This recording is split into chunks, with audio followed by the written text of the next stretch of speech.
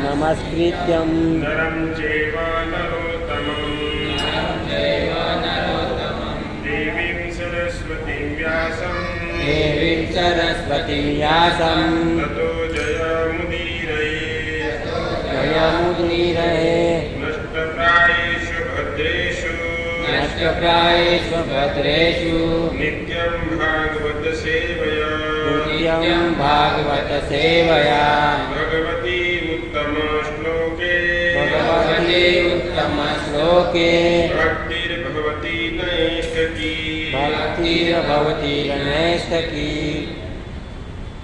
तो आज हम यहाँ जो भगवत गीता चल रही है उसके ऊपर ही हम थोड़ा चर्चा करेंगे, परंतु उससे पहले पीछे थोड़ा इधर आएगा, रिकॉर्डिंग चालू पीछे पीछे बैठो, कुर्सी पे बैठो, रिकॉर्डिंग चालू पीछे।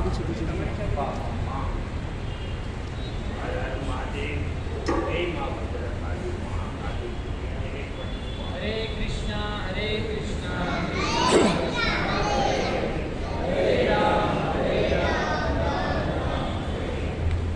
आज हम भगवत गीता के ऊपर थोड़ा चर्चा करने का प्रयास करेंगे। आपका सब्जेक्ट चल रहा है ईश्वर, यही चल रहा है भगवान। हम भगवान के विषय में थोड़ा चर्चा करने का प्रयास करेंगे। तो उससे ही रिलेटेड एक श्लोक है श्रीमद् भागवतम का, उसके ही संबंधित एक श्लोक है। उस श्लोक सब लोग मेरे पीछे दोहराइए। वदन्ति तत्त्वा विदा तत्त्वं यज्ञानम् अद्वयं ब्रह्मेति परमात्मेति भगवान् इति शब्दते वदन्ति तत्तत्त्वविदम् तत्त्वं यज्ञानम् अद्वयम् ब्रह्मेति परमात्मेति भगवान् इति शब्दते वदन्ति तत्तत्त्वविदम् तत्त्वं यज्ञानम् अद्वयम् ब्रह्मेति परमात्मेति भगवान् इति शब्दते। शब्द मेरे पीछे दोहराइए। वदन्ति कहते हैं तत्त्वविदम् तत्व को जानने वाले विद्वान लोग, तत्वं परम सत्य को, यत् जो ज्ञानम ज्ञान, अद्वयम् अद्वय, ब्रह्म इति ब्रह्म नाम से जाना जाता है, परमात्मेति परमात्मा नाम से जानने वाला, भगवान भगवान से नाम से जानने वाला, शब्दत्रय कहलाने वाले। अनुवाद तथा तात्पर्य परम कृष्ण कृपा मूर्ति अभय चरणामृत भक्तिवेदांत स्वामी श्री प्रभुपाद जी के द्वारा। परम सत्य को जानने वाले विद्वान अध्यात्मवादी इस अद्वैत तत्व को परमात्मा ब्रह्म परमात्मा या भगवान नाम से पुकारते हैं। तात्पर्य ब्रह्म परमात्मा भगवान गुणात्मक रूप से एक ही है। इसकी उपनिषदों के जिज्ञासु निर्विशेष ब्रह्म के रूप में, हिरण्यगर्भ तथा योगी जन अंतर्यामी परमात्मा के रूप में तथा भक्तगण भगवान को भगवान के रूप में अनुभव करते हैं। दूसरे शब्द में भगवान अर्थात परमेश्वर का स्वरूप परम सत्य का अंतिम शब्द। परमात्मा भगवान का आंशिक स्वरूप है। निर्विशेषवाद ब्रह्म भगवान का वैसा ही तेज है जैसे कि सूर्य की किरणें सूर्य देव के लिए है। कभी कभी उपयुक्त दोनों विचारधाराओं के अल्पज्ञ जिज्ञासु अपनी अपनी अनुभूति के पक्ष में तर्क करते हैं, किंतु जो लोग परम सत्य को वास्तविक दृष्टा है वे अच्छी प्रकार से जानते हैं कि एक ही परम सत्य है। ये तीन लक्षणों में भिन्न भिन्न दृष्टिकोणों से भिन्न भिन्न दिखते हैं।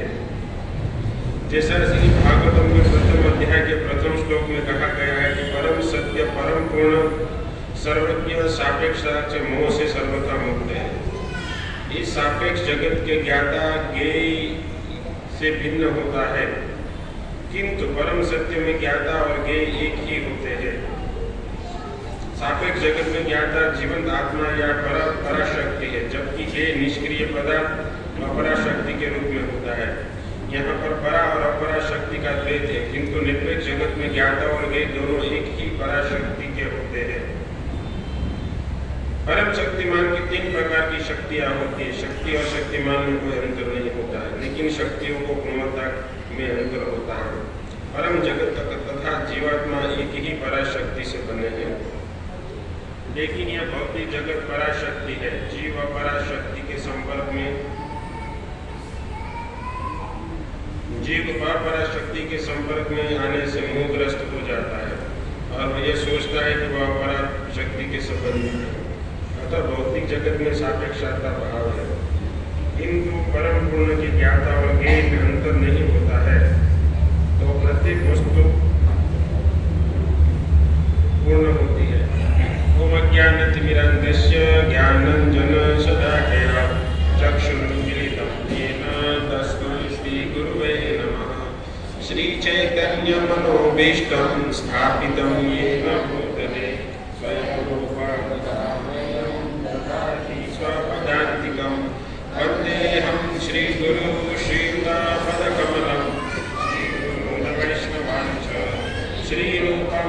व्याघ्रजातं सहगणरघुनाथान्वितं तं सजीवं साद्वैतं सावधूतं परिजनसहितं कृष्णचैतन्यदेवं श्रीराधा कृष्णपादां सहगणा ललिता श्रीविशाखान्वितं च नमो विष्णुपादाय कृष्णपृष्ठाय भूतले श्रीमते भक्तिवेदांत स्वामीति नामिने नमस्ते सरस्वती देवे गौरवाणी प्रचारिणे शून्यवादी पाश्चात्यदेशधारिणे हे कृष्णा करुणा सिंधु दीनबंधु जगत्पते गोपेश गोपिकाकांत राधाकांत नमोस्तुते तप्तकांचन गौरांगी श्रीराधे वृंदावनेश्वरी वृषभानुसुते देवी प्रणमामि हरिप्रिये नमो महावदन्याय कृष्ण प्रेम प्रदायते कृष्णाय कृष्ण चैतन्य नाम्ने गौरद्विषे नमः नमो वाञ्छा कल्पतरुभ्यश्च कृपा सिन्धुभ्य एव च पतितानां पावनेभ्यो वैष्णवेभ्यो नमो नमः जय श्री कृष्ण चैतन्य प्रभु नित्यानंद श्री अद्वैत गदाधर श्रीवासादि श्री गौरभक्तवृंद हरे कृष्ण कृष्ण कृष्ण हरे हरे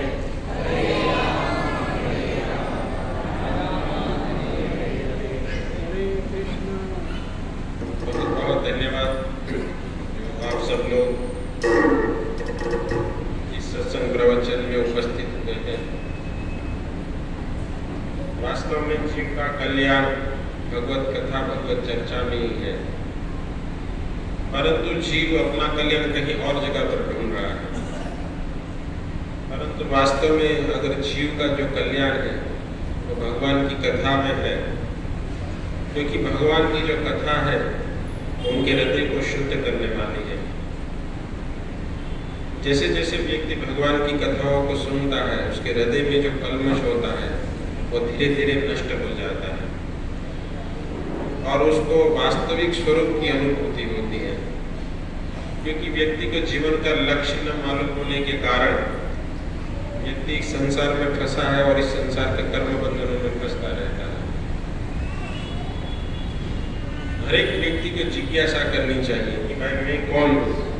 जैसे आप भगवत गीता पढ़ रहे हो तो इस भगवत गीता में आपने शुरू में बताया होगा प्रभु जी ने कि कैसे जिज्ञासा करनी चाहिए कि मैं कौन हूँ, वो क्या है, मैं कौन हूँ, मेरा स्वरूप क्या है और इस संसार में मैं क्यों आया।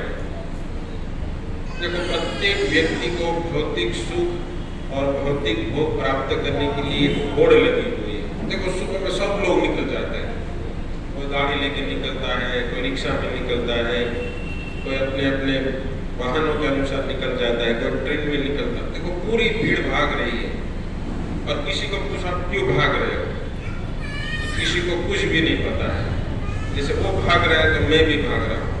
पूरा संसारिक भौतिक संसार, भौतिक वस्तुओं, भौतिक संसाधन को प्राप्त करने के लिए प्रत्येक व्यक्ति दौड़ लगा रहा है। परंतु जो चीज नश्वर है, जो चीज नश्वर है, उस चीज को प्राप्त करने के लिए और उसको ही शाश्वत मान बैठे हैं कि यही जीवन है, ये वस्तु होगी तो ही जीवन चलेगा। तो उस नश्वर वस्तु को प्राप्त करने के लिए अपना जो अमूल्य मनुष्य जीवन है उस मनुष्य जीवन को व्यक्ति खो देता है। जबकि ये मनुष्य जीवन इतना, क्योंकि मनुष्य जीवन को दुर्लभ बताया गया, दुर्लभ मानुषम जन्म, ये मनुष्य जन्म में इतना दुर्लभ है, उसमें भी ये अध्रुवम है, मतलब वो कभी भी समाप्त हो सकता है। संसार में बड़े बड़े राजा हुए, बड़े बड़े धनी हुए, परंतु ये सब लोग धन प्राप्त करने में पूरा जीवन गवा दिया और अंत में वही धन को यहाँ छोड़कर चले गए। क्योंकि ये संसार की वस्तुएं जो है वो संसार की नश्वर वस्तुएं है, वो इस संसार में ही छोड़कर जाना पड़ता है, क्योंकि ये सारी वस्तुएं नश्वर है। प्रत्येक वस्तु एक न एक दिन समाप्त हो जाती है। हमारे ये शरीर भी है वो ये विनाशी है। ये शरीर का कभी भी विनाश हो सकता है, आज कल परसों कभी भी, है ना। हमारे गुरु महाराज हर बार बताते थे टुडे और टुमारो, आज नहीं तो कल सबकी बारी है ना। तो ये विनाशी शरीर है। देखो आप ध्यान से सुनिएगा, ये विनाशी शरीर है। ये पृथ्वी जल अग्नि वायु आकाश से बना हुआ है और ये सारा जो संसार है वो पृथ्वी जल अग्नि वायु आकाश का ही रूपांतरण है। जिस प्रकार एक जो कुम्हार होता है ना, जो मिट्टी के घड़े बनाता है, मिट्टी के अलग अलग प्रकार के बर्तन बनाता है ना, तो ये सारे जो बर्तन क्या है मिट्टी का ही रूपांतर है ना। कोई घड़ा, ऐसे ही मनुष्य है, पशु है, पक्षी है, फिर वृक्ष है, कोई भी वस्तु ले लीजिए संसार की, प्रत्येक वस्तु पृथ्वी जल अग्नि वायु आकाश से ही बना हुआ है। चाहे आप कोई कार भी ले लीजिए तो उसमें भी वही चीज है ना। इसीलिए शरीर को भगवान बोले यंत्र आरूढ़ानि माया। ये जो शरीर रूपी यंत्र मिला है, इस यंत्र के ऊपर आत्मा सवार हो जाता है और यही आत्मा अपना वास्तविक उद्देश्य न जानने के कारण, देखो प्रभुपाद जी ने इसमें लिखा है कि जीव एक पराशक्ति है, अपराशक्ति है, और जब ये जो पृथ्वी जल अग्नि वायु आकाश है वो अपराशक्ति है। जब पराशक्ति और अपराशक्ति से मिलन हो जाता है, मतलब जीव प्रकृति के संसर्ग में आता है और जैसे ही प्रकृति ने पृथ्वी के संसर्ग में आता है, प्रकृति के संसर्ग में आता है, वैसे ही जीव अपने आप को अहंता मान बैठता है और माया के कारण व्यक्ति अपने आप को अहंकार मान बैठता है।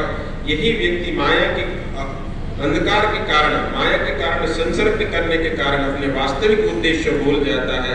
और इसी कारण जिस प्रकार राजा एक दंडी व्यक्ति होता है, उसको नदी के बीच में लेकर जाता है नाव में बिठाकर और फिर इसको ऐसे ही डुबाता है, फिर निकालता है, फिर डुबाता है ना। उसी प्रकार ये संसार रूपी जो माया है ये जीव को ये अंधकार में धकेल देती है और ये पूरा कष्ट देती रहती है।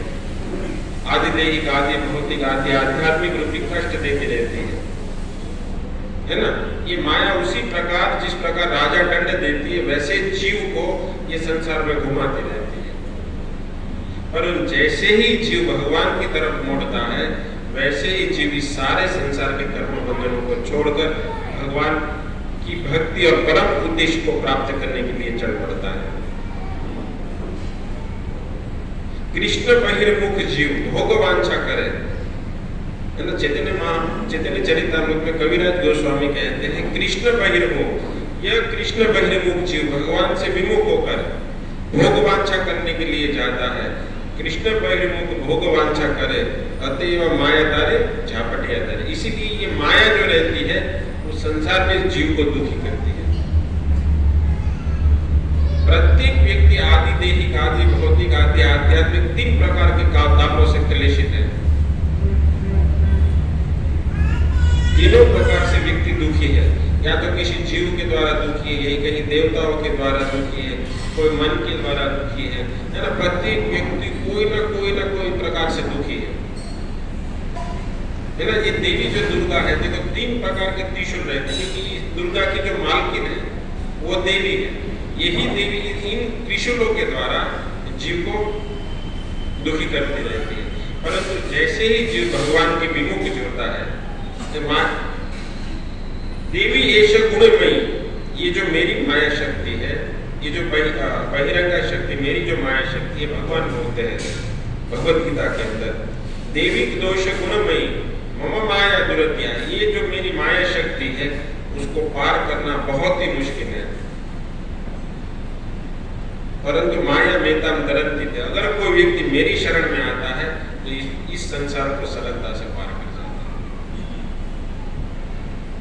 तो ये भगवत गीता रूपी जो अमृत है, वो ये जो अमृत है उस भगवत गीता को अपने जीवन में अगर कोई व्यक्ति उतार लेता है, ये ज्ञान है।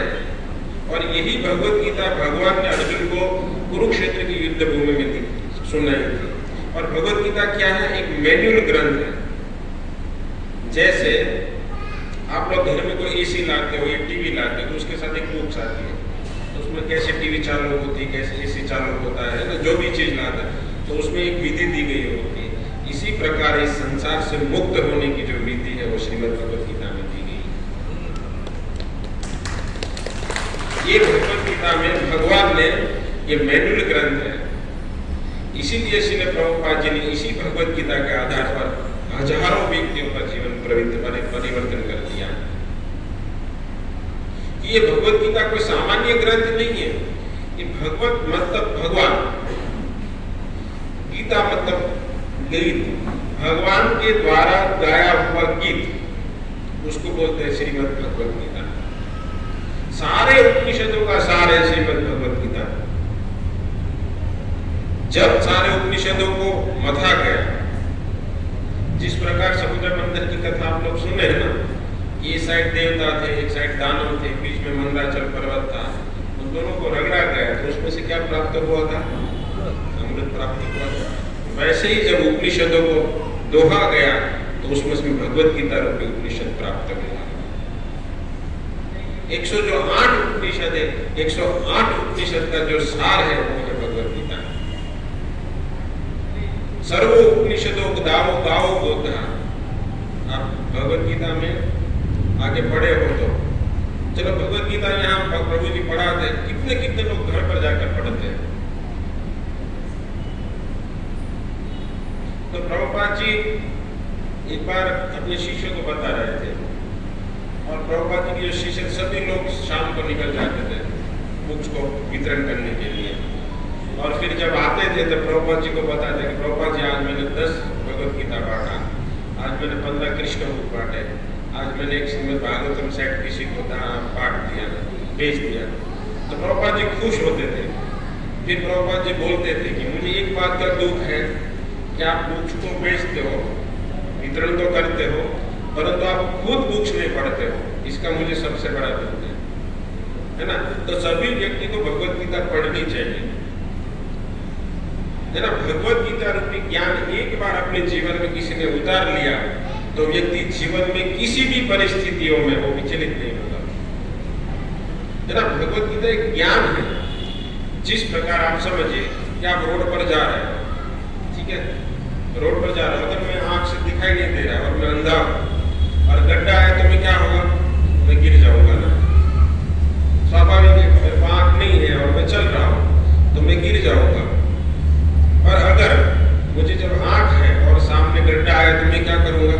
साइड से निकल जाऊंगा ना। तो उसी प्रकार जब कोई व्यक्ति ज्ञान प्राप्त कर लेता है तो संसार से बड़ी की बड़ी विपत्ति आ जाए तब व्यक्ति उस पर स्थिर हो जाए। हाँ, थोड़ा बहुत हिलेगा, थोड़ा बहुत जब परिस्थिति विपरीत आती है तो व्यक्ति हिलेगा, परंतु जैसे ही व्यक्ति उस ज्ञान को याद करेगा तो उस स्थिति को संभल जाएगी, वो संभाल लेगा उस स्थिति को। बड़े से बड़े दुख को भी संभालने की स्थिति अगर कोई व्यक्ति भगवत गीता पढ़ता है तो व्यक्ति संभाल सकता है, और भगवत गीता रूपी अमृत को प्राप्त कर कर अंत में भगवान को प्राप्त कर सकता है। ये कोई सामान्य ग्रंथ नहीं है। ये भगवत गीता भगवान कृष्ण ने किसको कहा है? अर्जुन को कहा है ना। तो भगवान ने अर्जुन को भगवत गीता कहा तो अर्जुन को मोह उत्पन्न हुआ, है ना। जैसे भगवान ने कहा कि सेना रूपियों मध्य, अर्जुन ने कहा कि सेना के मध्य में मेरा रथ लेकर जाओ, दोनों सेनाएं सामने खड़ी है, तो मैं देखना चाहता हूं कि युद्ध की कामना के लिए कौन कौन इधर आया है। हरे कृष्णा कृष्णा कृष्णा हरे हरे, हरे राम राम राम हरे। तो युद्ध की कामना के लिए यहाँ कौन कौन उपस्थित हुआ है? भगवान कृष्ण है, वासुदेव, उसको देखना चाहता हूँ। तो भगवान ने कहा देखो, ये भीष्म पितामह है, ये द्रोण है, ये तुम्हारे गुरु है, ये तुम्हारे पितामह है, ये दुर्योधन तुम्हारा भाई है। ऐसे सबको दिखाते भगवान ने उसको मोह उत्पन्न कर दिया। क्या अर्जुन को मोह संभव था? ये सब लोग जब विराट देश में अज्ञातवास में रह रहे थे और इन्हीं सभी लोगों ने भीष्म पितामह, द्रोणाचार्य, दुर्योधन, कर्ण, ये सभी लोगों ने उनके विराट देश पर आक्रमण किया था। तब अर्जुन अकेला था ना, आपने लोग वो कथा सुनी होगी, और ये सब पर भारी पड़ गया था। तो क्या वो अर्जुन में मोह हो सकता है? और अर्जुन को भगवान का तो शुद्ध भक्त था, भक्त में कभी मोह हो सकता है? नहीं हो सकता। अगर मोह होता तो आप देख लीजिए, जब भगवान के पास ये लोग युद्ध के लिए सहायता मांगने गए, अर्जुन और दुर्योधन दोनों, तो अर्जुन भगवान के शरण के पास बैठा था और दुर्योधन भगवान के मस्तक के पास बैठा था। और सबसे पहले आया था दुर्योधन, अर्जुन तो बाद में आए थे। देखो, इस कथा से मैं कहना चाहता हूं कि अर्जुन कोई मोह में नहीं था, अर्जुन को थोड़ा सा भी मोह नहीं था। जब उन्होंने देखा, भगवान ने जैसे ही आंख खोली तब उन्होंने अर्जुन को देखा, क्योंकि वो चरण के पास थे और वो मस्तक के पास बैठा था। और भगवान ने कहा मांगो, तो दुर्योधन बोला मैं पहले आया था, मैं मांगूंगा। तो भगवान ने कहा नहीं, मैंने तो सबसे पहले अर्जुन को देखा, तो अर्जुन ही पहले मांगेगा। ठीक है, मैं दो ऑप्शन अर्जुन को मैं देता हूँ। एक समय एक साइड पूरी मेरी नारायणी सेना रहेगी, पूरी नारायणी सेना तुम्हारे पास रहेगी, और एक साइड केवल मैं निहत्था रहूंगा, बिना हथियार वाला। तो अगर बुद्धिमान व्यक्ति होता तो क्या मांगता? अगर मोह में होता तो सेना मांगता ना। दुर्योधन ने क्या मांगा? जब अर्जुन ने कहा कि प्रभु आप मुझे चाहिए, भले आप निहत्था हो, चलेगा, तो दुर्योधन तो खुश हो गया कि हाँ हाँ हाँ, मुझे तो सेना ही चाहिए थी। और वही मांगने वाला था, क्योंकि वो मोह में था, अर्जुन मोह में नहीं था। इसीलिए हे भक्तों, ये अर्जुन को मोह में रखकर भगवान हम जैसे बद्ध जीवों को इस भगवत गीता रूपी अमृत देना चाहते थे, इसीलिए अर्जुन को मोह में गिराया। अगर अर्जुन मोहित नहीं होता, अगर मोह में नहीं होता, तो क्या भगवत गीता हमको मिलती? एक आचार्य लिख रहे हैं कि जब ये श्लोक बोला गया सेनायोर्व्योम मध्य, तब उन्होंने लिखा है कि लोक कल्याण के लिए आज भगवान अर्जुन को मोहित कर कर ये गीता रूपी अमृत पूरे विश्व को देना चाहते हैं। आज भगवत गीता इतनी ऐसा ग्रंथ है कि जैसा भगवत गीता को जिस प्रकार से आप पढ़ोगे, भगवत गीता का जो अर्थ है वो इस प्रकार से खुलता है। राजनेता ने भी भगवत गीता के ऊपर टीका लिखी है ना, गांधी जी भी भगवत गीता के ऊपर टीका लिखे हैं, विनोबा भावे भी भगवत गीता के ऊपर टीका लिखे हैं, इवन शंकराचार्य जो भगवान को निराकार मानने वाले, उन्होंने भी भगवत गीता के ऊपर टीका लिखी है। भगवत गीता एक ऐसा ग्रंथ है, जैसा आपके मन में विचार होगा वैसे ही भगवत गीता खुलेगी। इसीलिए प्रभुपाद जी ने जब भगवत गीता का संस्करण बाहर किया कि भाई उसको छापो, तब कुछ लोग बोले कि हे प्रभुपाद, आपके पहले तो 100 भगवत गीता की टीकाएं हैं, अभी आप और एक भगवत गीता निकाल रहे हो। तब प्रभुपाद जी ने कहा कि जो भगवान ने कहा है उस चीज को इसमें नहीं लिखा गया है, इसीलिए मैं ये भगवत गीता को दे रहा हूँ लोगों को। इसीलिए भगवत गीता का नाम प्रभुपाद जी ने लिखा Bhagavad Gita as it is, Bhagavad Gita यथार्थ रूप, जैसा भगवान ने बोला है, जैसा भगवान का भाव था वैसी ये भगवत गीता है। उससे पहले जो भी भगवत गीता लिखी गई उसमें कोई क्रांतिकारी नहीं हुआ, परंतु जैसे ही श्रील प्रभुपाद जी ने जो भगवान का जैसा भाव था ऐसी टीका लेकर भगवत गीता विश्व को दी, आज उसी भगवत गीता को पढ़कर हजारों लोग भगवान के भक्त बन गए। ये है भगवत गीता। भगवत गीता सबसे, आज कितने मोटिवेशनल स्पीकर हुए, कोरोना के बाद तो मोटिवेशनल स्पीकर का राफ्ता ही फट गया था, सब जगह सब लोग सलाह देते थे, ये मुसीबत हो जाए तो ये करो, वो मुसीबत हो जाए तो वो करो, वो सबसे बड़ा मोटिवेशनल स्पीकर भगवान कृष्ण थे। भक्तों, कभी भी जीवन में विपत्ति आ जाए, भगवत गीता को ऐसे ही खोलो, वो श्लोक पढ़ो और वही श्लोक आपको उस समस्या का समाधान देगा। अब हमारा एक ही सबसे बड़ा वीक पॉइंट है कि हम भगवत गीता को पढ़ते हैं, जबकि हमें भगवत गीता को पढ़ना चाहिए, एक श्लोक, 2 श्लोक, 3 श्लोक, जो भी समय मिले आप आधा घंटा नहीं निकाल सकते हो। चलो जो दीक्षा लिए वो 16 माला करते, 2 घंटा उसका निकाल दो, है ना। 24 घंटा में से 2 घंटा को माला को दिए और 1 घंटा नहीं पढ़ सकते हो, पढ़िए, कहीं भी समय मिल जाएगा। अगर आप ट्रेन में जाते हो तो भगवत गीता साथ में खोलिए, पढ़िए, है ना। एक भगवत गीता में एक श्लोक है, मात्रा स्पर्शास्तु कौन्तेय शीतोष्ण सुख दुखदा आगो पाइनो नित्या त्वाम तितिक्षुष भारत। तो उसमें कहा है मात्रा स्पर्शास्तु कौन्तेय शीतोष्ण सुख दुखदा। तो ये जो सुख और दुख है वो कैसे सर्दी और गर्मी की तरह है, तो इसीलिए है अर्जुन उसको सहन करो। तो सुख को भी सहन करने को बोला और दुख को भी सहन करने को बोला। तो कोई व्यक्ति प्रश्न उठा सकता है कि भाई सुख क्यों सहन करे, सुख थोड़ी सहन करने का विषय है। दुख किसी को व्यक्ति को आता है वो सहन करता है, सुख में तो मौज मजा करो। तो भगवान बोले सुख को भी क्यों सहन करो, है ना, ध्यान से पढ़ो। तो उसमें लिखा है कि सुख और दुख दोनों को सहन करो।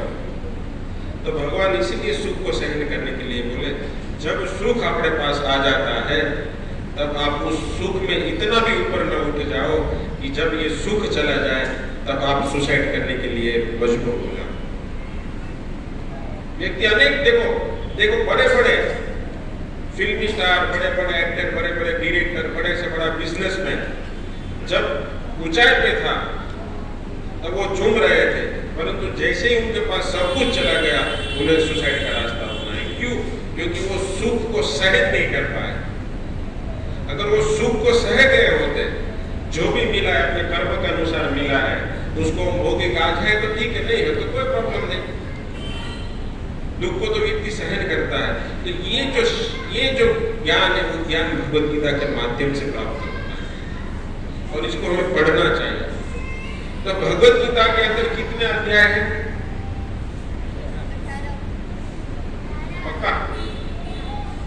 पक्का 18 अध्याय है, मेरे ख्याल से तो कम ज्यादा है।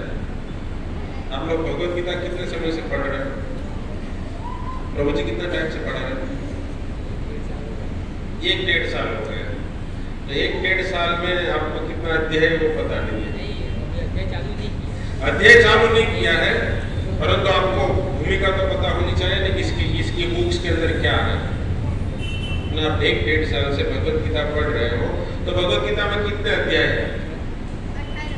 पक्का 18 अध्याय है। कितने? सब लोग को याद होना चाहिए, है ना। यहाँ कोई आपको पूछे तो फिर प्रभु जी बेचारे इतना मेहनत कर रहे हैं, है ना, तो हमको थोड़ा याद होना चाहिए। मतलब आप ज्यादा मत याद रखो, परंतु इतना तो याद रखना ही चाहिए। कितने अध्याय है? 18 अध्याय, ठीक है। और 18 अध्याय में कितने श्लोक है टोटल? 700 श्लोक है। और कितने विषय वस्तु है? जिस विषय वस्तु पर आपकी चर्चा हो रही है उसमें कितने विषय वस्तु है? भगवत गीता में कितने विषय वस्तु है? 5, ठीक है। ये सब लोग आप नोट कर लो, अगर नहीं है थोड़ा लिखो, है ना, तो एक बुक्स लेकर आओ, क्योंकि यही तो ज्ञान है भाई। ना कोई हमें पूछे कि आप भगवत गीता में कितने अध्याय है, कितने श्लोक है, तो फट से बोलना चाहिए, है ना। अभी एक घटना घटी थी अपने यहाँ, बहुत बड़ा हमला, तो उसमें उन्होंने बोला कलमा पढ़ो, तो उसको पता था। अगर वो मुसलमान का बच्चा होगा तो उसको पता ही रहेगा वो कलमा। अब देखो किसी पॉलिटिक्स में नहीं जा रहे, पर आप खाली देखो उसको, अगर उसको पक्का पता था अगर मुसलमान रहेगा तो उसको पढ़े। अगर वही हिंदू को बोला होता कि एक भगवत गीता का श्लोक बोलो या महामंत्र जी का एक श्लोक बोलो, तो पता होता नहीं पता। हमें ये थोड़ी हमारे जो सनातन, भले आप बड़े विद्वान न हो जाओ, है ना, बड़े ज्ञानी मत हो जाओ, परंतु कुछ तो हमें पता होना चाहिए ना। तो भगवत गीता के अंदर कितने अध्याय हैं? 18 अध्याय है, ठीक है। 700 श्लोक है और उसके अंदर 5 विषय वस्तु है। कितनी? 5। कौन कौन सी है? ठीक है, आपको तो पता है। और कोई बोलेगा 5 विषय वस्तु के? ठीक है। सबसे पहला है ईश्वर। इसके अंदर ईश्वर कौन है? दूसरा है जीव मतलब आत्मा, है ना। तीसरा है प्रकृति, मतलब प्रकृति कौन सी, बहिरंगा प्रकृति कौन सी, अंतरंगा शक्ति कौन सी है, हम कौन सी शक्ति है ना। प्रकृति, ईश्वर, जीव, प्रकृति, काल। काल क्या है, समय क्या है, और कर्म, कर्म कर्म भी कर्म। इस प्रकार 5 विषय वस्तुएं दी गई है भगवद गीता के अंदर। 5 विषय वस्तुएं दी गई, उसमें से आपने कितनी विषय वस्तु हो गई? ईश्वर जीव हो गया ना। तो ईश्वर, जीव, प्रकृति, काल और कर्म। अब जीव के विषय में सुने होंगे कि आत्मा का स्वरूप क्या है ना। आत्मा न मरता है, न जन्म लेता है ना। न जायते भ्येते वा कदाचिन नायं भूत्वा भविता वा न भूयं अजोऽपि नित्यतो शाश्वतो पुराणो न हन्यते हन्यमाने शरीरे। किसी के द्वारा ये मारा नहीं जाता है ना। ये केवल जातस्य ध्रुवं मृत्यु, ये केवल जन्म लेता है और फिर मर जाता है ये शरीर। और आत्मा अविनाशी है, ये शरीर अविनाशी है। तो मैं बीच में आपको कह रहा था, मैं भूल गया, ये जो विनाशी शरीर है, उस विनाशी शरीर से हमें अविनाशी कार्य करना है ना। भगवान क्या है? अविनाशी है। हम जीव भी अविनाशी है, पर भगवान और हमारे में कितना फर्क है। जैसे भगवान विभु है तो हम अणु है। तो कोई बोल सकता है कि चलो भगवान विभु है और हम अणु है, हम छोटे, इसीलिए तो माया के संपर्क में आकर हम फंस जाते हैं और भगवान नहीं फंसते। तो ये जो जीव है, ये जीव नित्य है। तो उस जीव को जो अविनाशी शरीर प्राप्त हुआ है, उस अविनाशी शरीर से हमें विनाशी शरीर से अविनाशी कार्य को करना चाहिए। तो ये जो जीव है, तो जीव का कर्तव्य है भगवान का दास होना, परंतु ये भूल जाता है। जैसे ही जीव की अपनी स्वाभाविक स्थिति पता चल जाती है, तब व्यक्ति वास्तविक स्वरूप में स्थित हो जाता है। तब जीव के विषय में सुने होंगे और ईश्वर के विषय में भी थोड़ा बहुत सुने होंगे। तो ईश्वर जो शब्द है, भगवान जो शब्द है, उसमें 3 प्रकार की धारणाएं हैं। एक, ईश्वर का अस्तित्व है या नहीं है। कोई बोलते हैं भगवान नहीं है, और भगवान है चलो मान लिया जाए भगवान है। तो भगवान कैसे है? साकार है या निराकार है ना। और तीसरा, तो ईश्वर का गुण क्या है? ये 3 प्रकार की पूरे संसार में धारणाएं है ना। एक तो ईश्वर का अस्तित्व है। तो कोई व्यक्ति बोल सकता है कि भाई ईश्वर, कुछ लोग ऐसा बोलते हैं कि भाई ईश्वर तो केवल डर दिखाने के लिए है ना। व्यक्ति डरे इसलिए ईश्वर है, ऐसा कुछ बोला जाता है। शक्ति है ऐसा बोला जाता है। नहीं, ईश्वर है, ईश्वर का अस्तित्व है। कैसे हम समझ सकते हैं? जैसे जब आप लोग यहाँ पर नहीं आए थे तो इससे पहले ये सब व्यवस्थाएं हुई थी है ना। कुर्सियाँ लगी थी, ये बिछाए गए थे। क्यों? क्योंकि कोई ना कोई व्यक्ति था जिसने ये किया है। मतलब ये संसार किसी ने बनाया है, तो इसे पीछे कोई ना कोई तो होगा। जैसे दूसरा एक उदाहरण से समझिए, किसी व्यक्ति ने एक वस्तु को बनाया, जैसे किसी ने पेंटिंग किया या एक बच्चे को दे दिया कि भाई आप पेंटिंग करो, तो पेंटिंग करके बच्चा चला गया। तो मतलब पेंटिंग किसी ने किया है, ऐसे तो नहीं हो गया। मतलब कुछ लोग बिग बैंग थियरी वाले होते हैं, जो बड़े बड़े वैज्ञानिक होते हैं, बोले धमाका हुआ, एक बड़ा धमाका हुआ और संसार की रचना हो गई है ना। ऐसा कोई बोलते हैं। परंतु धमाका होता है तो क्या होता है पता है ना सबको? विनाश हो जाता है, उससे सृष्टि की रचना नहीं होती है। कोई बोलता है, देखो ध्यान से आप सुनिएगा तो आपको भगवान के विषय में कोई उल्लू नहीं बन पाएगा, अगर आज का प्रवचन आपने ठीक से सुन लिया तो। भगवान क्या है, देवी देवता क्या है, उसको आपको स्पष्ट पता चल जाएगा। तो ईश्वर का अस्तित्व है। जब किसी चीज को बनाया है, एक बार स्वामी राम समर्थ ऐसे ही घूम रहे थे, तो घूमते घूमते जो वेश्यालय थे वहां वो पहुंच गए। और एक वेश्या थी, वो वेश्या झरोखे से खड़ी थी। तो स्वामी रामचंद्र उसको देख रहे थे। तो जैसे ही देख रहे थे तो बाहर से कुछ लोग आ रहे थे, बोले ये बाबा हो के साधु हो के क्या देख रहा है। तो ऐसे ही बोलते बोलते जा रहे थे, परंतु स्वामी रामचंद्र जी का तो कोई उसके ऊपर ध्यान ही नहीं था, उसके ऊपर कोई ध्यान ही नहीं था। तो स्वामी रामचंद्र जब ऐसे ही देख रहे थे और घंटों तक देख रहे थे, तब कोई एक व्यक्ति आया। तो व्यक्ति ने पूछा कि हे स्वामी रामचंद्र जी, आप जैसा साधु व्यक्ति इस गणिका को क्यों देख रहा है। तब स्वामी रामचंद्र ने बोला कि मैं ये सोच रहा हूँ कि इसको बनाने, ये इतनी सुंदर है तो इसको बनाने वाला कितना सुंदर होगा। मतलब भगवान का अस्तित्व है। भगवान बोल रहे कि मत परंतरम नान्य संति किचिंति धनंजय। हे अर्जुन, जैसे एक मोती की माला आपको दिख रही है, एक मोती की माला आपको दिख रही है, तो मोती के अंदर धागा है, भले वो दिख नहीं रहा है। जैसे आप माताएं मोती की मालाएं पहनते हैं तो उसमें धागा दिखता नहीं है, परंतु वो जो मोती का जो आधार है वो क्या है, धागा है। उसी प्रकार ये संसार जो चल रहा है, देखो किसी ऑफिस में आप जाओ, यहाँ कोई काम करते हैं तो ऑफिस में व्यक्ति समय पर जाता है ना, जो काम करते हैं समय पर जाता है, उधर जाके काम करता है, फिर वो समय से चला जाता है। तो उसके पीछे कोई ना कोई व्यक्ति होगा जिसके कारण वो व्यक्ति समय से जा रहा है, समय से आ रहा है। मतलब कोई बॉस है, किसी ऑफिस में बॉस है, तब जाकर ये ऑफिस चलती है। उसी प्रकार इस संसार में भगवान है, इसीलिए सारा संसार चल रहा है।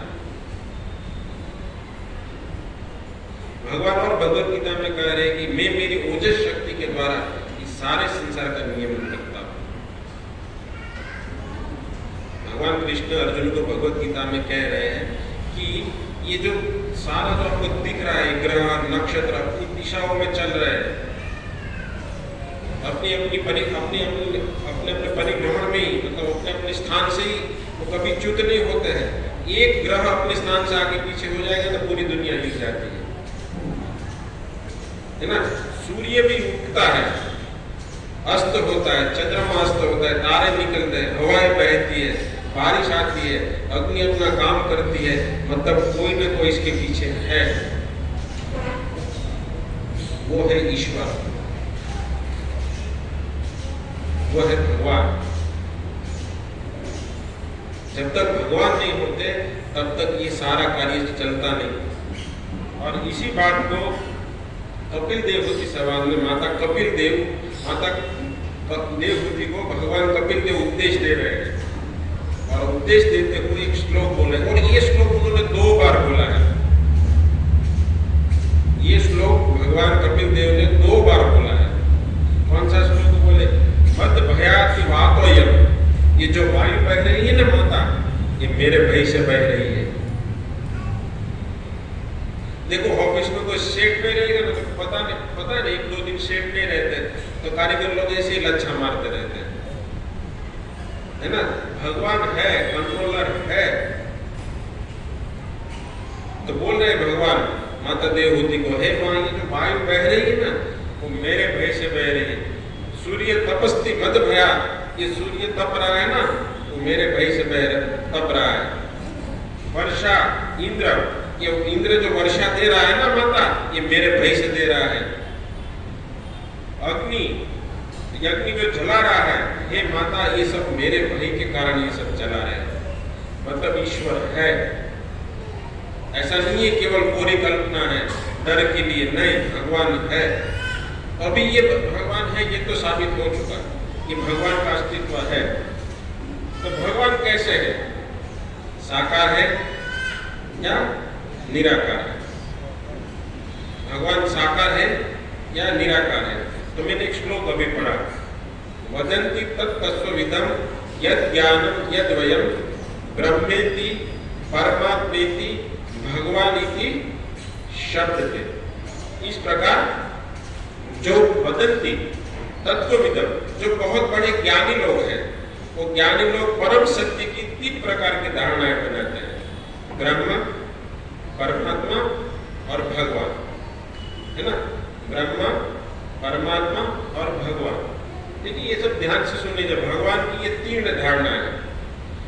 जो उपनिषद वाले लोग हैं, जैसे चैतन्य चरितामृत के मंगलाचरण में एक श्लोक बोलते हैं, अद्वैत ब्रह्मोपनिषदो तत्अस्तिस्य तनुहा यह अंतर्यामी पुरुषमिति शौर्यंश विभाव ऐश्वर्य पूर्ण यह भगवान स्वयमेव। तो ये जो ब्रह्म क्या है ना, जैसे नाम तो हमको सुनने जाते हैं, ब्रह्म है, परमात्मा है, भगवान है। तो जो ब्रह्म है वो भगवान की तदअप्यस्य तनुहा, ये जो भगवान की अंग कांति है वो है ब्रह्म, है ना। ये तीन प्रकार के लोग पढ़, जो निर्विशेषवादी है, जो भगवान के स्वरूप को नहीं मानते हैं, वो लोग ब्रह्म की उपासना करते हैं, उसको ज्ञानी बोला जाता है। जो ब्रह्म वेद उपनिषदों की अध्ययन करते हैं, है ना, तो वो लोग भगवान को ब्रह्म के रूप में देखते हैं। परंतु ये जो ब्रह्म है भगवान की आंशिक अनुभूति है, पूर्ण अनुभूति नहीं है। ये केवल भगवान का तेज है। तो उसको एक उदाहरण से समझिए। जैसे ये बल्ब है, ये बल्ब है, तो कोई बोल रहा है कि बल्ब नहीं है, केवल ये जल ही रहा है, ये बल्ब नहीं है। बल्ब को नहीं मानते, पर हम उसके प्रकाश को मानते हैं। परंतु प्रकाश का स्रोत कौन है? बल्ब है। वैसे ही भगवान की जो अंग कांति है, भगवान के अंदर से जो चमक तेज निकल रहा है, वो तेज जो है जिसको उपनिषद ब्रह्म के नाम से जानती है। ये ब्रह्म जो होती है भगवान की अपूर्ण अनुभूति है, पूर्ण अनुभूति नहीं है।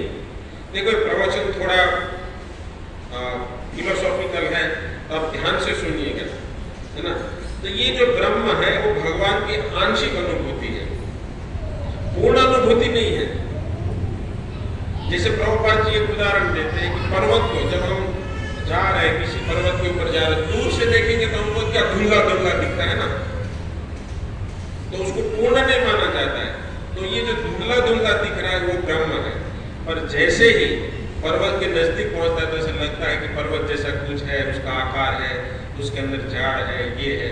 पर और ये जो भगवान की जो दूसरी अनुभूति है वो है परमात्मा की अनुभूति। ये जो निर्विशेष है उसका कोई आकार नहीं है। ये जो ब्रह्म है उसका कोई आकार नहीं है। और जो ये अंतर्यामी परमात्मा, ये सविशेष ब्रह्म है, उसको सविशेष ब्रह्म या परमात्मा भी बोला जाता है। ये दूसरी अनुभूति है। जैसे सूर्य प्रकाश, जो सूर्य का जो प्रकाश है ये है भगवान की ब्रह्म की अनुभूति। और ये सूर्य का जो लोक है, सूर्य का जो गोला है, वो है परमात्मा रूप की अनुभूति। पर अंदर स्वयं जो सूर्य है वो है भगवान।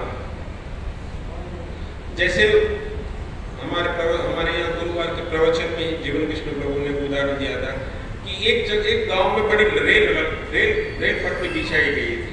शायद आप लोगों को उदाहरण दिए नहीं दिए पता नहीं, ईश्वर के रूप में उन्होंने उदाहरण दिया था समझाने के लिए।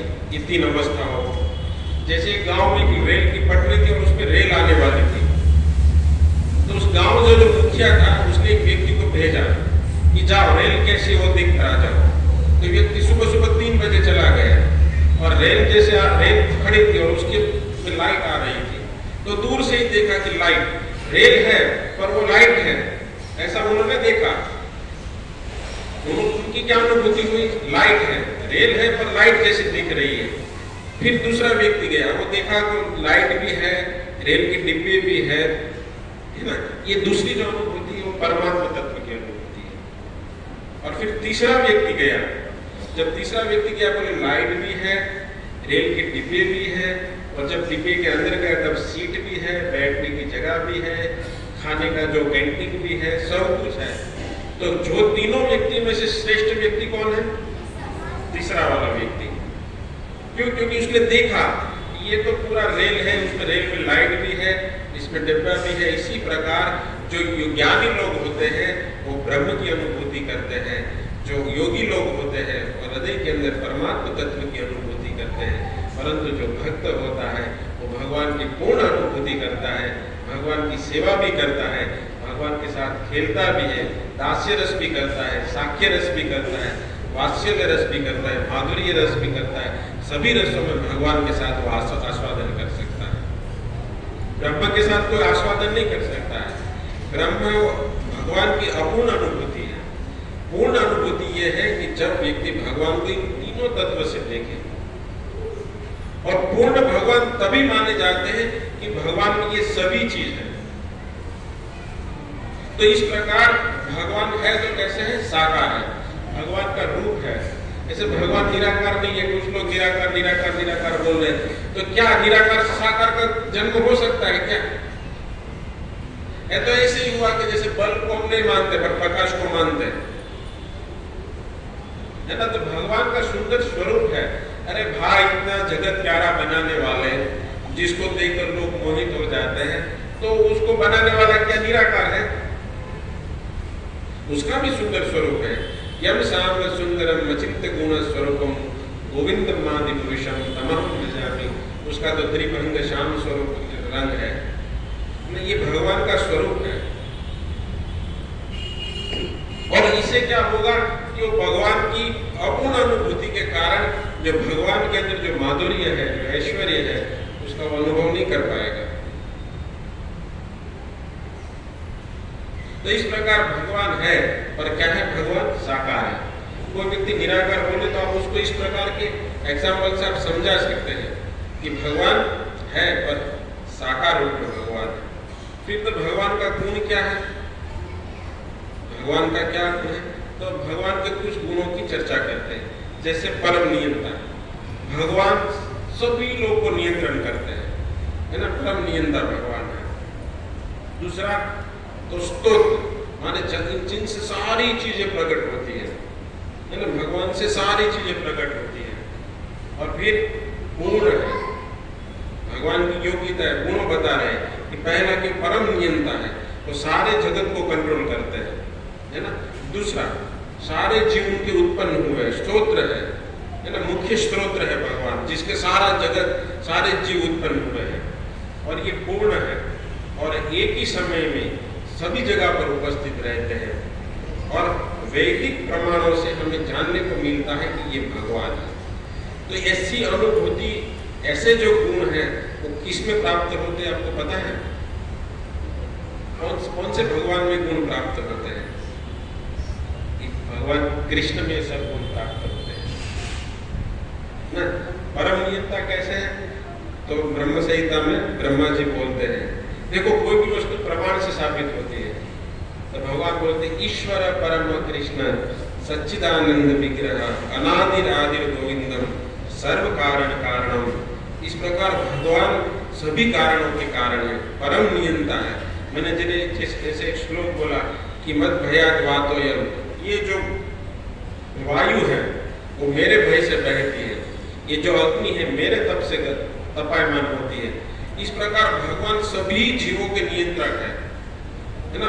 इसको ही कुंती महारानी अपनी प्रार्थना में कहती है, नमस्ते पुरुषम तम आदि ईश्वरम। मैं उन पुरुष को नमस्कार करता हूं जो आदि ईश्वर है। नमस्ते पुरुषम तम आदि ईश्वरम प्रकृते परम अलक्ष्य सर्वभूतानाम अंतर्बहिरवस्थितम। वही भगवान सभी जीवों के बाहर भी उपस्थित है, अंदर भी उपस्थित है। इस प्रकार भगवान परम नियंता है। और स्तोत्र भगवान बोलते अहम बीज प्रदपिता। सारा ये जो जीव, ये जो चराचर जगत है अर्जुन, ये जो चराचर जगत तुम जिसको देख रहे हो, ये सारा चराचर जगत किससे उत्पन्न हुआ है? मुझसे उत्पन्न हुआ है। ये भगवान अर्जुन को बता रहे हैं। इस प्रकार भगवान सारे जगत के स्तोत्र है। भगवान यही बोलते अहम बीज प्रदपिता।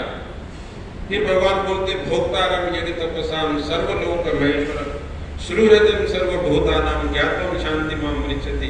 भगवान बोलते सारे यज्ञों का भोक्ता मैं हूँ, सारी तपस्याओं का भोक्ता मैं हूँ। इसी प्रकार भगवान सारे जीवों के स्तोत्र है। और भगवान पूर्ण है। ईशोपनिषद बोलती है कि ओम पूर्णमदम पूर्णमिदम पूर्णस्य पूर्णमादाय पूर्णमेवावशिष्यति। पूर्ण से कुछ भी निकल भी जाए तब भी पूर्ण रहता है, पूर्ण के अंदर कुछ वस्तु आ जाए तब भी पूर्ण रहता है।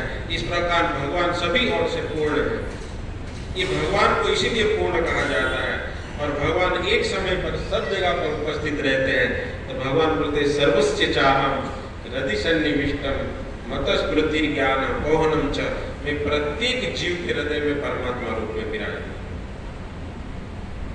जिस प्रकार सूर्य प्रकाश की किरणें सभी जीवों के ऊपर पड़ती है, तब सूर्य अगर पूछा जाए तो प्रभु जी बोलेंगे हाँ सूर्य मेरे ऊपर भी है, इनको बोला जाएगा तो सूर्य मेरे ऊपर भी।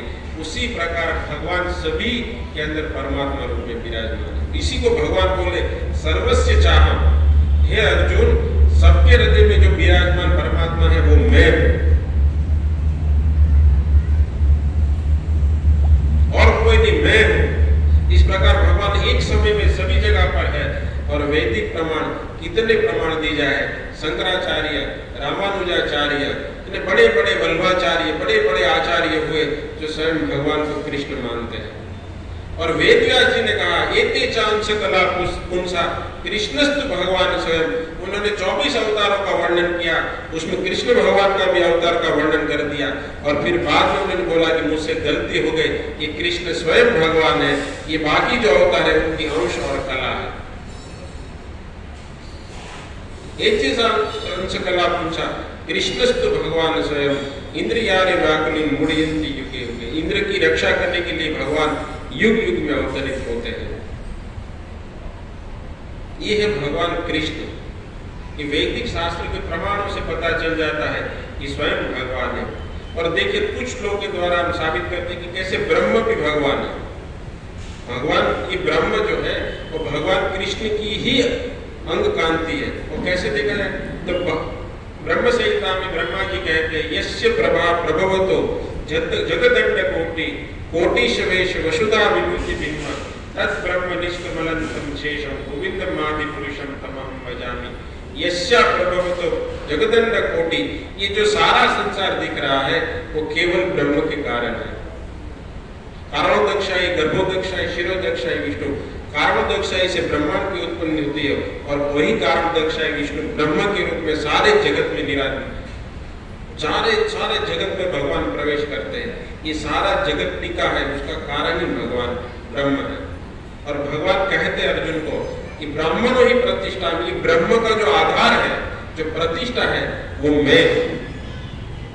और शंकराचार्य बोलते परम ब्रह्म वासुदेवस्य। ये ब्रह्म है, कौन है? वासुदेवस्य, भगवान कृष्ण है। कृष्णोपनिषद में कहा गया है कृष्ण ब्रह्म एव साक्षात। जो कृष्ण है वो साक्षात ब्रह्म है।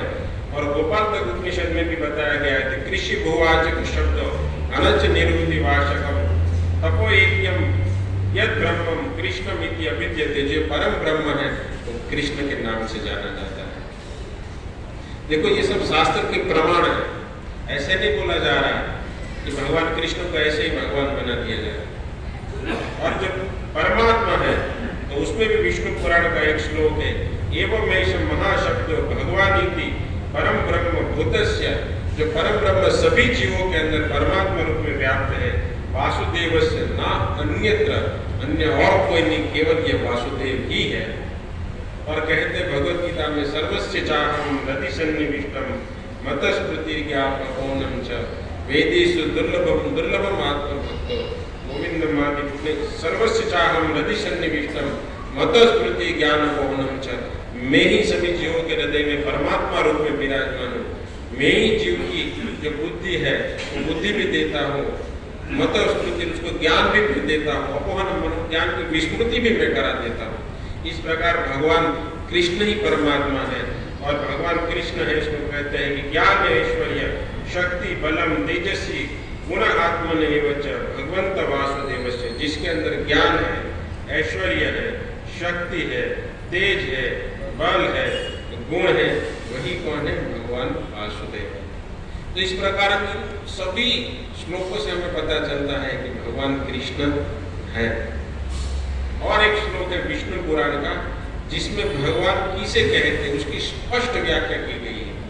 उसमें कहा गया है कि विष्णु पुराण में ऐश्वर्यस्य समग्रस्य वीर्यस्य यशस्श्रिय ज्ञान वैराग्येन व षड्भग इति, जिनमें ये 6 प्रकार के गुण हैं। भग माने ऐश्वर्य, इसके अंदर 6 प्रकार के जो ऐश्वर्य है उसको भगवान कहा जाता है। तो कौन कौन से गुण हैं ऐश्वर्य में? ऐश्वर्य माने सुंदरता, फिर ऐश्वर्य समग्र से वीर्य, भगवान सबसे बड़े बलवान है, फिर इनका यश है, ज्ञान है, सौंदर्य है और वैराग्य है। ये 6 प्रकार के गुण जिसके अंदर है उसे भगवान कहा जाता है। तो ऐश्वर्य माने सुंदरता, सबसे सुंदर कौन है? तो भगवान कृष्ण है। और वही भगवान की सुंदरता को बताते हुए कहते हैं कि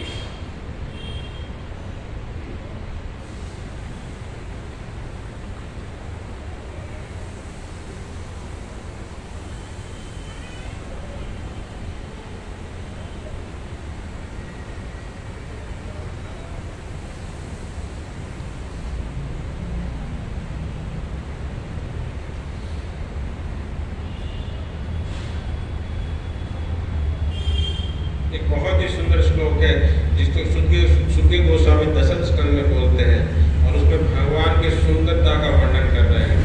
बोल रहे हैं कि बरहा विडम नटवर बहु कर्णियो कर्णिकारम विभद्रवासम कनक कपिशो वैजयंतीम चमानम। भगवान कैसे? बरहा विडम मतलब भगवान का जो मस्तक है उसके अंदर मोर पंख लगा हुआ है। बरहा विडम नटवर वपु, उनका जो वपु है वो एक नट के समान है। नटवर माने जो नाचने में श्रेष्ठ है। और भगवान का कर्णियो कर्णिकारम, वो भगवान जो है कर्णियो कर्णिकारम का अर्थ बता रहे हैं कि जो पुष्प है उसको कानों पे लगाते हैं। मैं भगवान के गुणों को ही पढ़ लेता हूँ। जो कृष्ण का सिर है उसके अंदर मोर पंख है, वो श्रेष्ठ नट के समान है। जो वेणुओं को धारण करते हैं, जो कनेरी पुष्प को कान में धारण करते हैं, उनके शरीर का जो रंग है वो एकदम बादलों के समान है। और शरीर पर उनका सिंहावना पीताम्बर पहना हुआ है, गले में वैजयंती माला है और बांसुरी को छिद्रों पर अधरों पर लगाकर भगवान उस गीतों को गायन करते हुए उस वन में प्रवेश कर रहे हैं। इतना भगवान का सुंदर रूप है। और यही रूप को बताते हुए भीष्म पितामह कहते हैं त्रिभुवन कमलम तमाल वर्णम रविकर गौर परम ददाम। त्रिभुवन कमलम, त्रिभुवन में सबसे सुंदर तमाल वृक्ष के समान उनका रंग है, सावला रंग है। तमाल वर्णम रविकर गौरव, उनका जो तेज है चंद्र सूर्य के समान प्रकाशित हो रहा है। उनका जो उपवस्त्र है वो सूर्य के समान चमकता है। त्रिभुवन कमलम तमाल वर्णम रविकर गौर परम ददाम। ऐसे जो भगवान है, ऐसे सुंदर भगवान है, वो भगवान मेरे हृदय में बसे। और यही भगवान को गोपियाँ इतने सुंदर से गाती कि जब भगवान कृष्ण गायों को चराने जाते थे और चराने के बाद जब भगवान वापिस आते हैं और भगवान जब भगवान का मुख देते थे जिसके ऊपर धूल लगा हुआ था, तो बोले कि जो धूल सुश्रित भगवान का मुख है और भगवान की सुंदरता को बढ़ा रहे हैं। भगवान के जो बाल है एकदम घुंघराले बाल है, भगवान का चेहरा इतना सुंदर है। भगवान स्वयं अपने रूप को देखकर मोहित हो जाते हैं। जब भगवान कृष्ण जब छोटे थे और जब गोकुल में जब अपने खंभों में भगवान अपने आप को देखते थे तो भगवान बोलते ये कौन है जो इतना सुंदर है। भगवान भी स्वयं अपनी सुंदरता से मोहित हो जाते हैं। ऐसे भगवान अपनी सुंदरता का आस्वादन करने के लिए भी स्वयं श्री चैतन्य महाप्रभु के रूप में आते हैं। ऐसे भगवान सुंदर है। और फिर कहते हैं कि समग्र से वीर्य से, भगवान बलवान है। और एक और भगवान राम जब दंडकारण वन में गए थे और दंडकारण वन में खरदूषण भगवान राम का वध करने के लिए आए, युद्ध करने के लिए आए, तब भगवान राम की सुंदरता को देखकर ये दोनों मोहित हो गए। बोले इतना सुंदर व्यक्ति, इसको हम मारेंगे। वही भगवान की सुंदरता को देखते देखते वो सब अदर अदर झगड़ कर सब लोग मर गए। यही जो शूर्पणखा है वही भगवान के स्वरूप को देखकर मोहित हो गए। तो भगवान इतने सुंदर है, केवल भगवान के भक्त आकर्षित नहीं होते, परंतु जो असुर होते हैं वो भी भगवान से आकर्षित हो जाते हैं। और समग्र से वीर्य से, और सबसे जो बलवान है वो भगवान है। भगवान ने 6 साल की उम्र में गोवर्धन पर्वत को धारण कर दिया, पूतना को मार दिया। और भगवान बोले बल बलवानम चाहम, ये संसार में जो भी आपको बलशाली व्यक्ति दिख रहे हैं उसका बल मैं हूं। और इसी बात को प्रहलाद महाराज भी सिद्ध करते हैं। प्रहलाद महाराज को जब पूछा गया हिरण्यकशिपु ने कि हे प्रहलाद, तुम्हारे अंदर ये बल कहां से आता है? तुम्हारे अंदर ये बल कहां से आता है? तब प्रहलाद महाराज उसको कह रहे, ये बल तुम में जहां से आ रहा है वहीं से मेरे में आ रहा है, और ये सारे जो बल है उसका स्तोत्र है भगवान विष्णु। इससे सारा जो बल आ रहा है भगवान से आ रहा है। तो भगवान सबसे अधिक बलवान है। यश, भगवान का जो यश है, भगवान का जो ज्ञान है, भगवान ने भगवत गीता कही, इससे बड़ा ज्ञान क्या हो सकता है? वैराग्य, भगवान में सबसे बड़ा वैराग्य है। वही भगवान राम, जब वासुदेव भगवान दशरथ महाराज ने कहा कि आपको राज्य नहीं मिलेगा, आप जाओ वन में चले जाओ, तो वही भगवान वन में चले गए। वही भगवान कृष्ण उसी मथुरा को छोड़कर ऐसे ही द्वारका भाग गए। तो भगवान सबसे बड़े वैरागी है। तो इन 6 गुणों को जिसमें पाया जाता है उसको भगवान कहा जाता है। तो इन सभी बातों से हमें पता चलता है कि भगवान कृष्ण भगवान है। तो आप लोग कोई प्रश्न पूछ सकता है कि मैं प्रभु, आपने तो बोला कि भगवान कृष्ण ही परम सत्य है? ब्रह्म भी वही है, परमात्मा भी वही है। तो ये जो भगवान राम है, वराह अवतार है, नरसिंह अवतार है, वो क्या है? तो ये स्वयं भगवान के अवतार ही है। जिस प्रकार एक जो नट होता है, मतलब रंगमंच पर अपने, आप देखिए पिक्चर में जो एक हीरो होता है, एक देखिए हम जब राधा गोपीनाथ प्रभु एक बार रिक्शा में जा रहे थे तो उसने पूछा कि भगवान राम और कृष्ण में क्या फर्क है? एक यूपी का रिक्शा वाला था जो भगवान राम को मानते, तो बोले कि राम और कृष्ण में क्या फर्क है? तो उन्होंने एक बहुत ही उदाहरण दिया कि शोले जो पिक्चर है उसमें जो अमिताभ बच्चन और दीवार के अंदर अमिताभ बच्चन में क्या फर्क है? तो बोले कोई फर्क नहीं है। वैसे ही भगवान राम और कृष्ण में कोई फर्क नहीं है। वही भगवान कृष्ण जैसे जैसे जरूरियात होती है वैसा वैसा स्वरूप लेकर भगवान आते हैं। और हमारे कवियों ने तो बताया कि भगवान राम और कृष्ण में इतना ही फर्क है कि भगवान राम की जो नयन है वो तिरछे है, और भगवान के जो एक के नयन चपल है, एक के नयन गंभीर। भगवान राम के जो नयन है वो गंभीर है, और भगवान कृष्ण है उसके नयन सभी जगह पर घूमते रहते हैं। और कृष्ण पूर्ण पुरुषोत्तम रूप में है। भगवान राम के साथ साख्य रस में भी एक मर्यादा होती है, परंतु कृष्ण रस में उस मर्यादा को सब कुछ छोड़ दिया कि भगवान कृष्ण को उसके जो ग्वाल बाल सिखाते क्या बोलते थे मालूम है? एक कृष्ण तो चल, अभी तो हार गया है तो तुझे गधा बनना पड़ेगा, तो तुझको हमें उठाना पड़ेगा। तो भगवान कृष्ण बोलते थे कि मैं तो नंद महाराज का लड़का हूँ, मेरा पिताजी तो राजा है, नंद महाराज, नंदगांव के राजा। अरे राजा होगा तो तू घर पे, अभी तो तेरे को हमको उठाना पड़ेगा। तो भगवान कृष्ण के साथ सभी रसों में आस्वादन कर सकते हैं। तो राम कृष्ण ये जो 24 अवतार है उसमें जो मुख्य 10 अवतार है। देखो कोई व्यक्ति, कोई बाबा मैं भगवान हूँ, ये भगवान, उसको इस प्रकार तराजू पर तोलना चाहिए, उस पर तोलते हुए फिर मापना चाहिए भगवान है ना। कई लोग बोल जाते बाबा कि मैं भगवान, अगर तुम भगवान है तो ये योग्यताओं को सिद्ध करो। हमारे राधा गोविंद महाराज तो बोलते थे अगर कोई भगवान बोले ना तो उसको बोलो कि चलो गोवर्धन पर्वत तो मत उठाओ, पर 1-2 किलो का पत्थर ले लो, उसको 6 रात तक खाली हाथ में उठा लो, हम आपको भगवान मान लेंगे। वो भी नहीं कर पाएगा। भगवान किसी सामान्य व्यक्ति को नहीं मानना चाहिए। तो ये जो भगवान के अवतार है, राम कृष्ण वराह, और उसमें भी जिसकी जिसके ऊपर श्रद्धा है, परंतु बाउंड्री ये है कि ये जो 24 अवतार है उसके अंदर, बाहर नहीं। ये 24 अवतार जो भगवान के अवतार है, उस अवतारों में जिसकी जैसी श्रद्धा है उस प्रकार उसको पूजना चाहिए। चैतन्य महाप्रभु जब आए तब चैतन्य महाप्रभु के भक्त थे मुरारी गुप्त, और मुरारी गुप्त भगवान राम के भक्त थे। तब चैतन्य महाप्रभु उसकी निष्ठा की परीक्षा ले रहे थे। तो चैतन्य महाप्रभु ने मुरारी गुप्त को कहा कि हे मुरारी गुप्त, तुम भगवान कृष्ण का भजन करो, भगवान राम का भजन मत करो। तो मुरारी गुप्त ने कृष्ण का भजन करने का प्रयास किया। फिर चैतन्य महाप्रभु के पास आकर रोने लगे कि भाई मेरी तो भगवान कृष्ण में कोई श्रद्धा नहीं है, नहीं उत्पन्न होती है, न मति लगती है, और मेरी मति तो भगवान राघवेंद्र सरकार के पति है।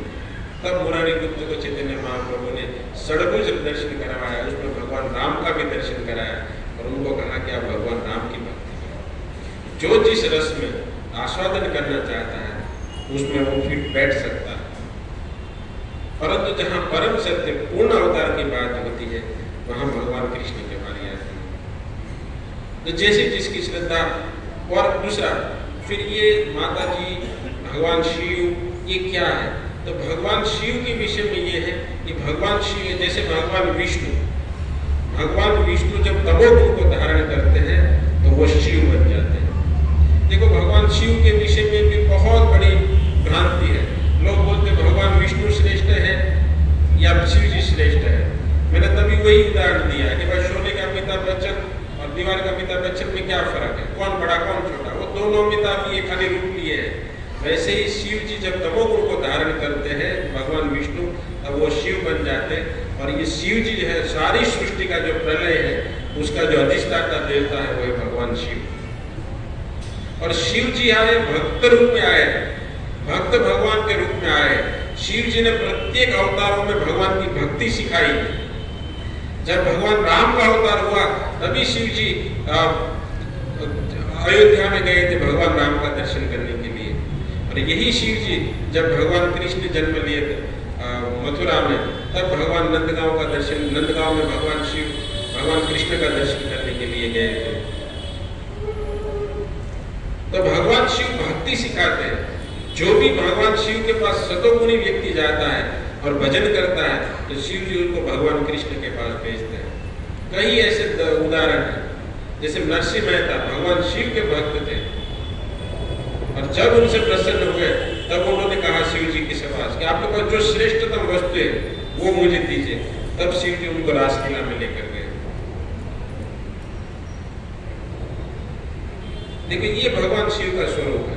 और प्रत्येक व्यक्ति, प्रत्येक वैष्णव को भगवान शिव का आदर करना चाहिए, क्योंकि वो वैष्णवानाम यथाशंभो, भगवान कृष्ण और भगवान राम के सर्वश्रेष्ठतम भक्त को है तो वह है भगवान शिव।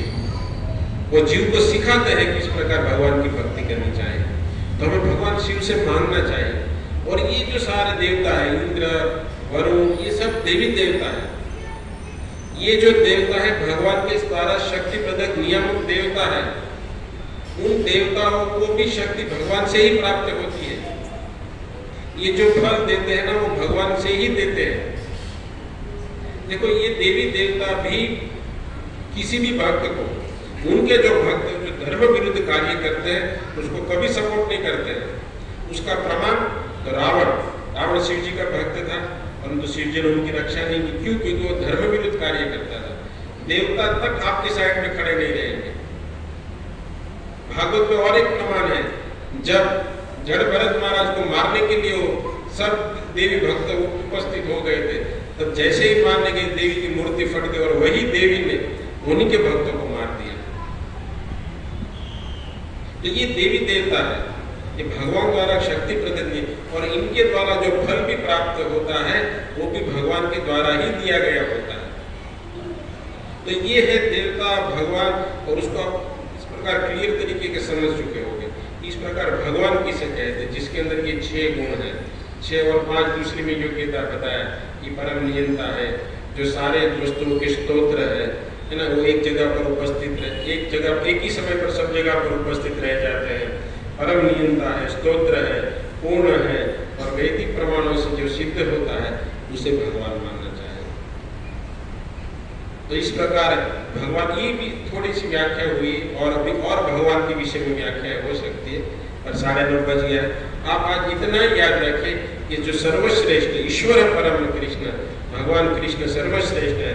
और एक सीधा एक उदाहरण बता देता हूँ। इधर 10 मोमबत्ती आप जलाइए, उसमें से एक मोमबत्ती से सबका सब जलाइए और फिर रख दीजिए, तो उसमें कौन सी मुख्य मोमबत्ती है वो पता चलेगा?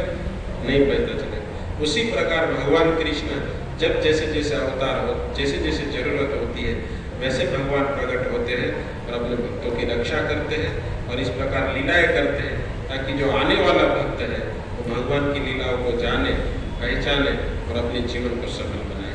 हरे कृष्णा कृष्णा कृष्णा हरे हरे, राम राम हरे। अगर किसी का कोई प्रश्न है तो पूछ सकता है, क्योंकि आज थोड़ा तत्व वाला प्रवचन था। तो किसी का कोई प्रश्न है तो तो मैं प्रश्न पूछता हूँ, ब्रह्म क्या है? भगवान के शरीर का जो तेज है ना, तेज है वो ब्रह्म है। और ये ब्रह्म जो है भगवान की अपूर्ण अनुभूति है, और जो परमात्मा है भगवान की आंशिक अनुभूति है। प्रत्येक हृदय में भगवान परमात्मा रूप में विराजमान है, और जो भगवान है भगवान की पूर्ण अनुभूति है, परम सत्य की पूर्ण अनुभूति वह है भगवान। और भगवान में कौन है? जिसके अंदर ये 6 ऐश्वर्य है, सुंदरता है, बल है, ज्ञान है, यश है, वैराग्य है। इस 6 प्रकार के गुण जिसमें है उसे भगवान कहा जाता है। और मैंने 2 पांच परम नियंता है, तो भगवान सारे जिससे सारा जगत प्रकट होता है, जो पूर्ण है वो एक ही समय में सब जगह पर रह सकते हैं, और वैदिक प्रमाणों के द्वारा जो सिद्ध होता है उसी को ही भगवान मानना चाहिए। तो ये भगवत गीता के अंदर भगवान और विस्तार से व्याख्या करेंगे, और किसी अवतार ने खुलकर नहीं बोला है कि मैं भगवान हूँ, परंतु भगवान कृष्ण ने बोला है कि मैं भगवान हूँ। अहम सर्वस्य प्रभो मत सर्व प्रवर्तते इति मत्वा भजन्ते। इस प्रकार मुझसे ही सभी चीज प्रकट होती है, इस प्रकार मानते हुए अगर व्यक्ति मेरा भजन करता है तो वो भगवान का धाम को प्राप्त करता है। ये भगवान कहता है। खुला कुरुक्षेत्र की युद्धभूमि में कोई बेवकूफ व्यक्ति नहीं खड़े थे, सब बुद्धिमान व्यक्ति थे, बड़े बड़े राजा थे, बड़े बड़े ज्ञानी थे, बड़े बड़े वैरागी थे। उन सबके सामने भगवान बोल रहे हैं। और दूसरा प्रमाण, जब राजसूय सभा के अंदर सभी बड़े विद्वान थे, किसकी अगर पूजा की जाए तब एक ही सर से आवाज निकला कि भगवान विष्णु, भगवान कृष्ण की ही पूजा करनी चाहिए। और तो आप एक प्रश्न और पूछ सकते कि विष्णु क्या है? तो जो सर्वव्यापक है उसको विष्णु कहा जाता है। तो भगवान कृष्ण सर्वव्यापक है, इसलिए उनको विष्णु कहा जाता है। और ये विष्णु तत्व के विषय में भी आगे हम कभी प्रवचन होगा तो हम बताएंगे कि किस प्रकार भगवान ये तीनों गर्भोदक्ष है, विष्णु कारणोदक्ष है, विष्णु प्रकट होते हैं, नारायण से तीनों प्रकट होते हैं, फिर ये तीनों से पूरा जगत का सर्जन होता है। और किस प्रकार ब्रह्मा जी की रचना होती है, किस प्रकार शिव जी की रचना होती है, ये नारायण कौन है, नारायण किसका अंश है, ये भगवान कृष्ण से कैसे ये सब अवतार आते हैं, उस अवतारों का भी विस्तार से कभी वर्णन करेंगे। परंतु आप मोटा मोटी आप इतना ही समझ लिए जिसके अंदर ये 6 ऐश्वर्य है। जहाँ तक आपको कोई पूछेगा प्रवचन के बाद कि भगवान की व्याख्या क्या है, भले आपको श्लोक न आए, परंतु ये 6 योग्यता तो सबको आनी चाहिए। कौन कौन सी है बोलेंगे? कोई एक सब बोलिए 6 करके। नहीं, जो मैं वो श्लोक बोला विष्णु पुराण ऐश्वर्य से समग्र, वो तो हम लोग ने खाली बताया कि भगवान परम नियंता है। परंतु शास्त्र के अनुसार देखो, किसी भी चीज को बोलना है ना तो शास्त्र का श्लोक कोट करके बोलना चाहिए। तो सबसे ये जो श्लोक है ऐश्वर्य माने भगवान में क्या है? सुंदरता, वो सुंदर होना चाहिए, है ना, एक ये योग्यता है। दूसरी क्या योग्यता होगी? वीर्य माने बलवान होने चाहिए भगवान, ये दूसरी योग्यता हुई। तीसरी योग्यता यश, जिसका यश संसार में फैला हुआ। भगवान कृष्ण कभी हुए थे द्वापर युग में, आज भी भगवान कृष्ण की जन्माष्टमी वैसे ही मनाई जाती है जैसे 5000 वर्ष पूर्व मनाई जाती है। ये भगवान का यश है। फिर ज्ञान है, भगवान से बड़ा ज्ञानी कौन हो सकता है? जिन्होंने सारे उपनिषदों का सार एक झटके में बोल दिया, 52 मिनट में उन्होंने भगवत गीता सुना दी। फिर ज्ञान, फिर वैराग्य, है ना, भगवान सबसे बड़े वैरागी है। तो ये 6 प्रकार की योग्यता है, इसको याद रखना चाहिए। कौन सा? एक तो सुंदरता, फिर बलवान, तीसरा यश, फिर ज्ञान, वैराग्य, और तीसरा धनवान। सबसे श्रेष्ठ धनी भगवान है। ये 6 गुण है, तो ना सबको याद होना चाहिए। कोई बोल सकता है 6 गुण याद होना चाहिए। फिर आपको कोई, अभी मैंने आपको पहले पूछा भगवत गीता आप 1.5 साल से पढ़ रहे हो, तो आप कॉन्फिडेंस से जवाब नहीं दे रहे कि 18 अध्याय है। ठीक है, तो आप सब लोग फिर से एक बार मैं रिपीट करता हूँ। सबसे सुंदर भगवान है, हाँ? सबसे बलवान भगवान है, सबसे बलवान, फिर वीर्यवान, यश, फिर धनवान, फिर ज्ञान, फिर वैराग्य। ठीक है, ये सब 6 चीजों को याद रखना। ठीक है, हरे कृष्णा कृष्णा कृष्णा हरे हरे राम हरे समझ में आया होगा। जो नहीं समझ में आया तो मुझे दे दो, जो समझ में आया वो आप रखें।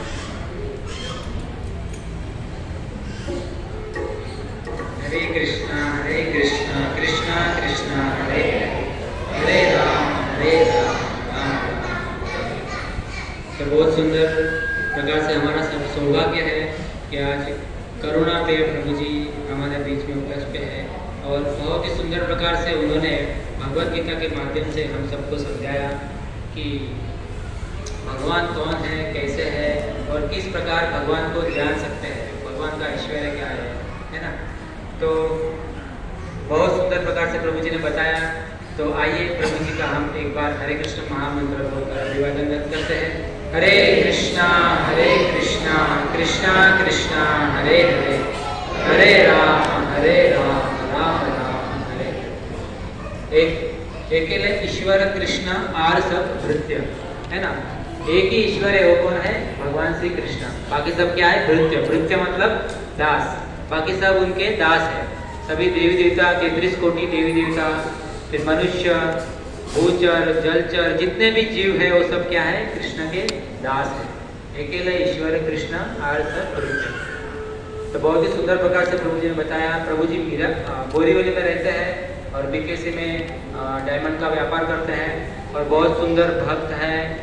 और मंदिर में, इस्कॉन मिराण मंदिर में फूड फॉर लाइफ किचन में सेवा करते हैं, प्रसादम की सेवा करते हैं, रोज मंदिर जाते हैं प्रभु जी। और प्रभु जी बिजनेसमैन भी है, साथ साथ बहुत अच्छे भक्त भी हैं। हम सब ने देखा यहाँ पर कितने सुंदर तरीके से हम सबको बताया कि भगवान के बारे में। तो बहुत बहुत धन्यवाद है प्रभु जी को। इसी प्रकार आते रहिएगा हम सभी को ज्ञान प्रदान करने के लिए।